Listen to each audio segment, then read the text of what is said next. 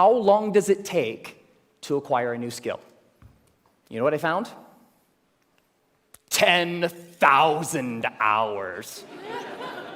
Anybody ever heard this? 10,000. It takes 10,000 hours. If you want to learn something new, if you want to be good at it, it's going to take 10,000 hours to get there.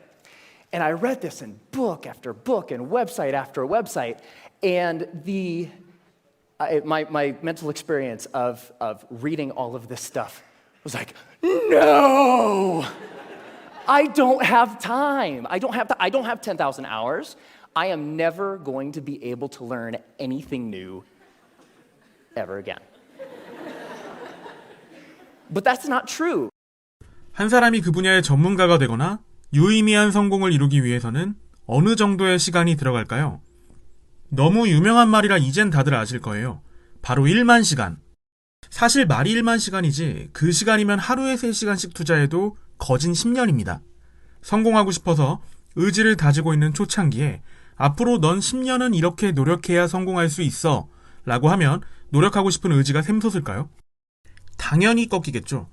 1만 시간의 법칙은 어떻게 보면 오히려 성공의 시작을 막는 큰 장애물처럼 느껴지기도 해요. 조시 카우프만은 이걸 강하게 꼬집습니다. 계속 들어보실게요. 10,000 hours is a full-time job for 5 years. That's a long time. And we've all had the experience of learning something new, and it didn't take us anywhere close to that amount of time, right? So what's up? There's something kind of funky going on here. What the research says and what we expect and have experiences, they don't match up. 맞아요. 우리가 회사 등의 조직에서 일하면서 무언가에 적응하고 퍼포먼스를 내기까지 5년 풀타임 내내 배우기만 한 후에 퍼포먼스를 내지는 않았었죠. 듣고 보니 뭔가 의아하긴 합니다. 계속 보겠습니다. The 10,000 hour rule came out of studies of expert level performance. There was a professor at Florida State University. His name is K. Anders Ericsson. He's the originator of the 10,000 hour rule. And where that came from is he studied professional athletes, world-class musicians, chess grandmasters, all of these ultra-competitive folks in ultra-high-performing fields, and he tried to figure out how long does it take to get to the top of those kinds of fields. So the message, what Dr. Ericsson was actually saying is, it takes 10,000 hours to get to the top of an ultra-competitive field in a very narrow subject. That's what that means. But here's what happened. Ever since Outliers came out, immediately came out, reached the top of the bestseller list, stayed there for 3 solid months. All of a sudden, the 10,000 hour rule was everywhere. And a society-wide game of telephone started to be played. So this message, it takes 10,000 hours to reach the top of an ultra-competitive field, became, it takes 10,000 hours to become an expert at something, which became, it takes 10,000 hours to become good at something, which became, it takes 10,000 hours to learn something. But that last statement, it takes 10,000 hours to learn something, it's not true. It's not true. Now, what's interesting to note is that if, we don't really, for skills that we want to learn for ourselves, we don't care so much about time, right? We just care about how good we are, whatever good happens to mean. This is the learning curve. And the story of the learning curve is when you start, you're grossly incompetent and you know it, right? With a little bit of practice, you get really good really quick. So that early level of improvement is really fast. And then at a certain point, you reach a plateau, and the subsequent gains become much harder to get. They take more time to get. Now, my question is, I want that, right? How long does it take from starting something and being grossly incompetent and knowing it to being reasonably good in, hopefully, as short a period of time as possible? So, how long does that take? Here's what my research says. 20 hours. If you put 20 hours of focused, deliberate practice into that thing, you will be astounded at how good you are. 20 hours is doable. That's about 45 minutes a day for about a month, even skipping a couple days here and there. 20 hours isn't that hard to accumulate.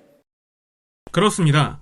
조시 카우프만이 말하는 것은 높은 레벨에 마치 프로 운동선수나 예술가 등의 프로가 되기까지에 걸리는 시간을 측정했던 연구 자료를 마치 모든 장르에 통용했기 때문에 문제가 됐다는 점을 말하고 있습니다. 한 달 동안 하루 45분, 너프하게 20시간 정도면 누구든 제로 베이스에서 어느 정도의 단계까지는 오를 수 있다고 말합니다. 저희도 경험해 봤잖아요.